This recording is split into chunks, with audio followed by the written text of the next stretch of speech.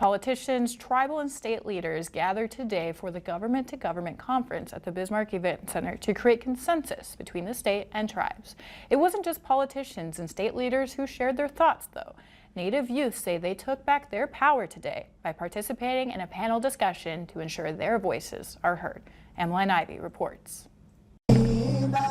The smiling faces on these kids don't mean their problems don't exist. No teen is immune to the issues facing their communities.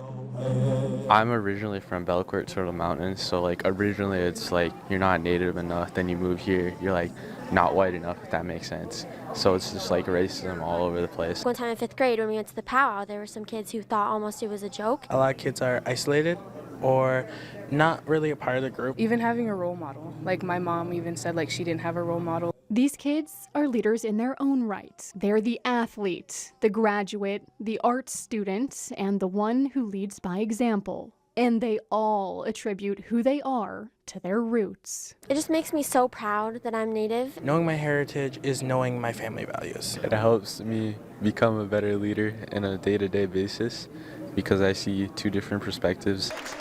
And now it's their time to do the talking. The group of 5 sat down with Lieutenant Governor Tammy Miller in front of a crowd of the state's most prominent leaders to make sure the problems they see are addressed. We're in a generation where we communicate. There's many people who aren't aware of the issues and they think that everything's fine, and really there's lots of important issues we need to discuss. I've always looked up to my brothers and my dad and my grandpa, but I never in my mind thought people would look up to me because I'm just me.